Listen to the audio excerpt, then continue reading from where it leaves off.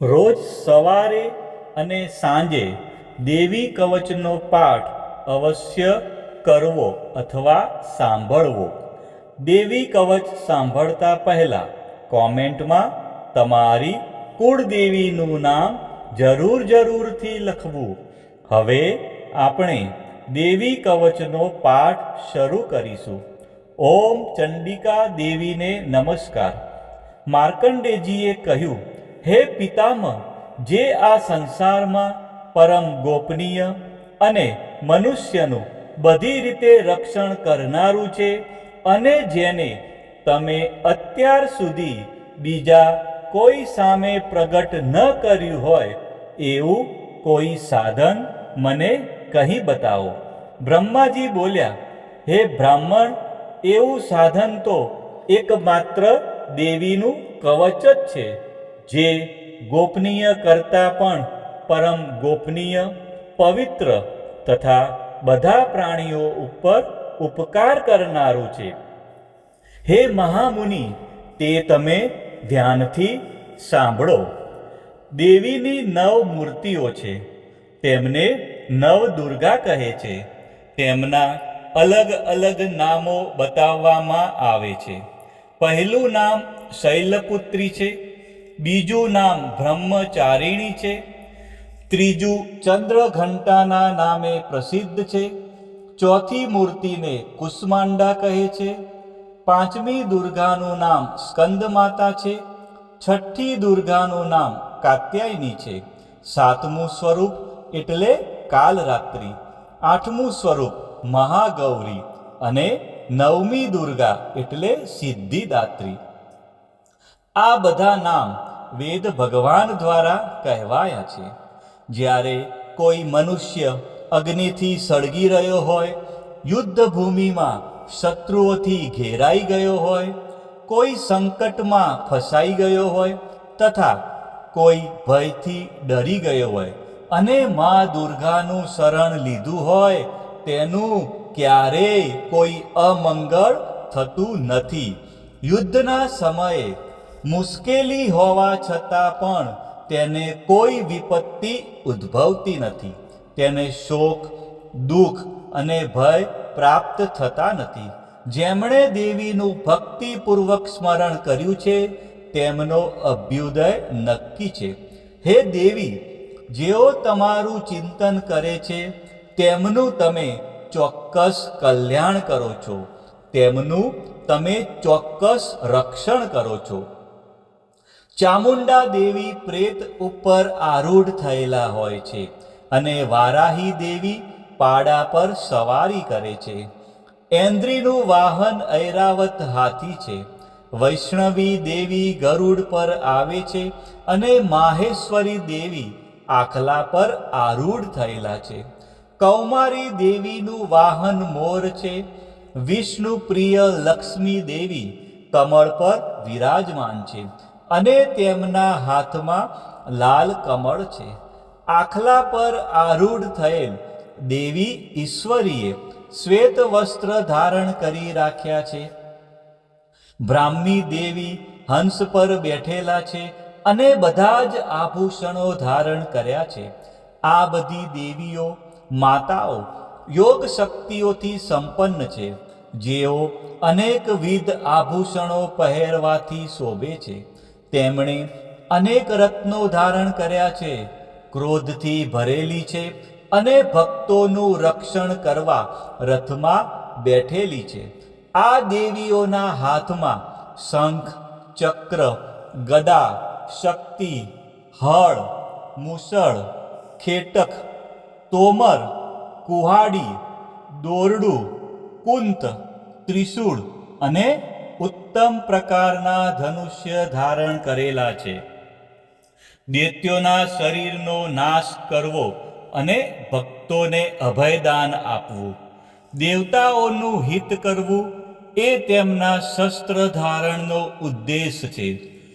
મહારૌદ્ર રૂપ, અત્યંત ઘોર પરાક્રમી, મહાબલી અને મહા ઉત્સાહયુક્ત હે દેવી, તમે મહાન ભયનો નાશ કરનારા છો. તમને મારા નમસ્કાર છે.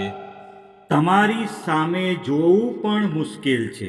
શત્રુઓનો ભય વધારનારા હે જગદંબિકા, મારું રક્ષણ કરો. પૂર્વ દિશામાં ઐન્દ્રી શક્તિ મારું રક્ષણ કરે. અગ્નિખૂણામાં અગ્નિશક્તિ, દક્ષિણ દિશામાં વારાહી તથા નૈઋત્ય ખૂણામાં ખગધારિણી મારું રક્ષણ કરે. પશ્ચિમ દિશામાં વારુણી અને વાયવ્ય ખૂણામાં હરણ પર સવારી કરનારા દેવી મારું રક્ષણ કરે. ઉત્તર દિશામાં કુમારી અને ઈશાન ખૂણામાં શૂલધારિણી મારું રક્ષણ કરે. હે બ્રહ્માણી, તમે ઉપરની બાજુએ મારું રક્ષણ કરો. હે વૈષ્ણવી દેવી, તમે નીચેની બાજુએ મારું રક્ષણ કરો. આ જ પ્રમાણે સ્તંભ જેનું વાહન છે તે ચામુંડા દેવી દસે દિશાઓમાં મારું રક્ષણ કરો. જયા દેવી આગળની બાજુએ અને વિજયા દેવી પાછળની બાજુએ રક્ષણ કરે. ડાબા ભાગે અજિતા દેવી, જમણા ભાગે અપરાજિતા દેવી મારું રક્ષણ કરે. ઉદ્યોતિની દેવી શિખાનું રક્ષણ કરે અને ઉમા દેવી મારા મસ્તક પર વિરાજિત થઈને મારું રક્ષણ કરે.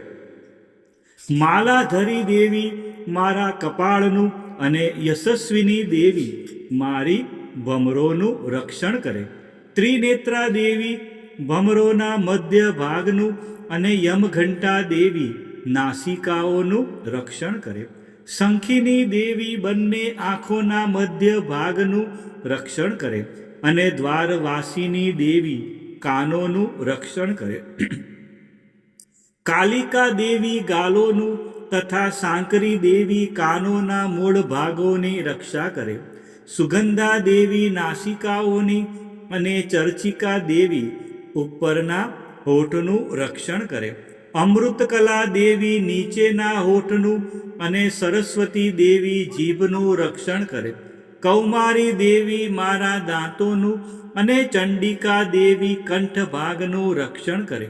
ચિત્રઘંટા દેવી ગળાની ઘંટિકાનું અને મહામાયા દેવી તાળવાનું રક્ષણ કરે. કામાક્ષી દેવી દાઢીનું અને સર્વમંગલા દેવી મારી વાણીનું રક્ષણ કરે. નીલગ્રીવા દેવી કંઠના બહારના ભાગનું અને અન્નનલિકાનું કૌબેરી દેવી રક્ષણ કરે. ખગીની દેવી બંને ખભાઓનું અને વ્રજધારિણી દેવી મારા બંને બાહુઓનું રક્ષણ કરે. દંડિની દેવી બંને હાથોનું અને અંબિકા દેવી આંગળીઓનું રક્ષણ કરે. શુલેશ્વરી દેવી નખોનું રક્ષણ કરે અને કુલેશ્વરી દેવી કોખ પેટનું રક્ષણ કરે. મહાદેવી બંને સ્તનોનું અને શોક વિનાશીની મનનું રક્ષણ કરે. લલિતા દેવી હૃદયનું અને સ્થૂલધારિણી દેવી ઉદરનું રક્ષણ કરે. કામિની દેવી નાભીનું અને ગુહેશ્વરી દેવી ગુહ ભાગનું રક્ષણ કરે. પૂતના દેવી અને કામિકા દેવી લિંગનું અને પાડાને વાહન બનાવનાર દેવી ગુદાનું રક્ષણ કરે. ભગવતી કટી પ્રદેશનું અને ઘૂંટણોની રક્ષા વિંધ્યવાસીની કરે. સર્વ કામનાઓ પૂરી કરનારા દેવી જંગાઓનું રક્ષણ કરે. નારસિંહી દેવી પિંડીઓનું રક્ષણ કરે. તૈજસી દેવી બંને પગોના પૃષ્ઠ ભાગનું રક્ષણ કરે. શ્રીદેવી પગોની આંગળીઓનું અને તલવાસીની દેવી પગના તળિયાનું રક્ષણ કરે.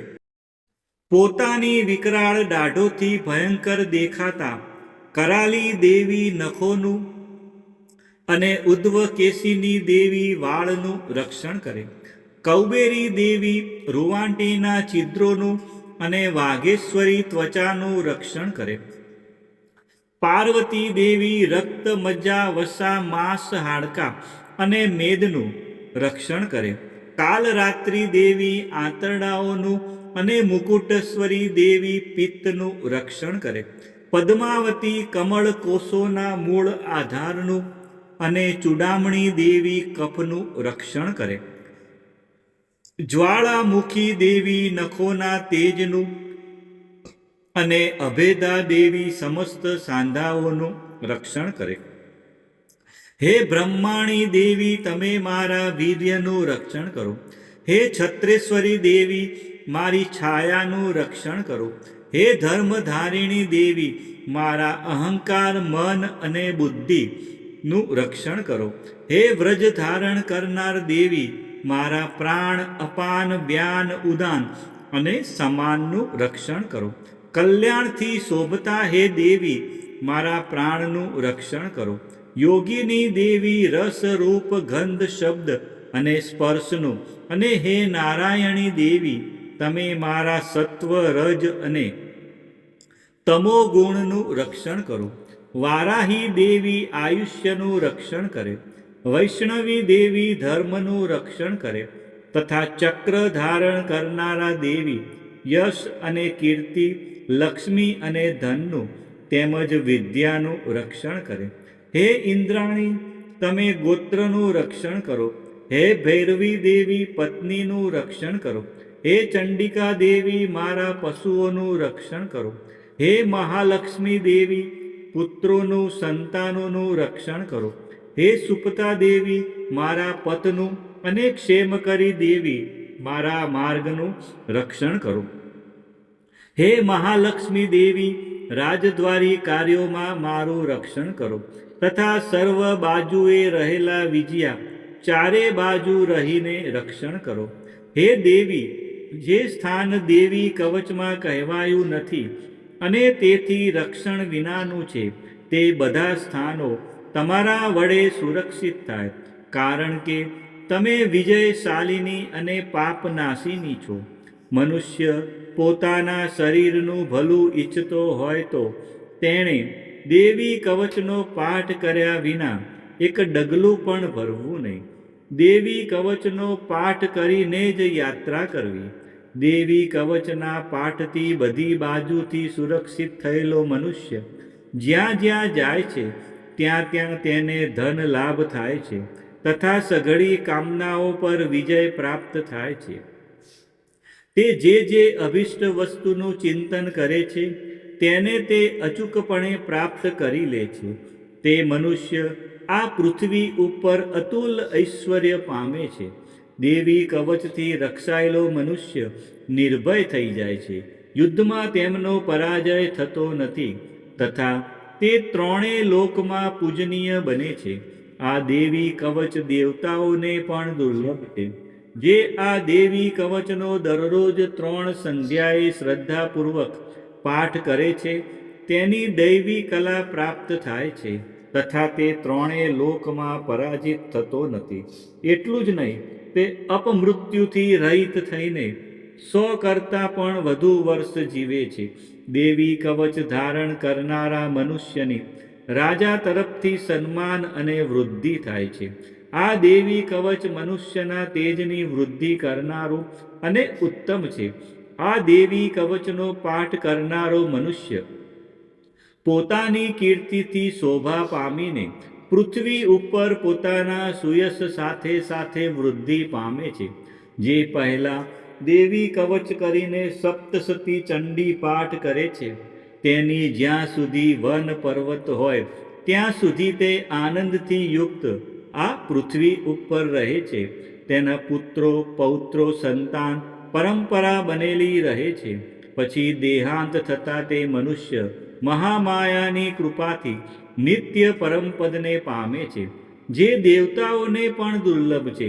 તે સુંદર દિવ્ય રૂપ ધારણ કરે છે અને કલ્યાણ શિવની સાથે આનંદનો ભાગી બને છે. મા ભગવતીની આરાધનામાં દેવી કવચનું વિશેષ મહત્વ છે. દેવી કવચ એટલે રક્ષણ કરનારું કવચ. આ પાઠ દ્વારા મા દુર્ગાના વિવિધ સ્વરૂપો આપણા શરીરના દરેક અંગ અને જીવનના દરેક ડગલાનું રક્ષણ કરે છે. ઋષિ માર્કંડેયજી દ્વારા વર્ણવેલ આ દેવી કવચનો જો નિત્ય પાઠ કરવામાં આવે તો મનુષ્ય નિર્ભય બને છે અને તેના જીવનમાં સુખ શાંતિનો ઉદય થાય છે.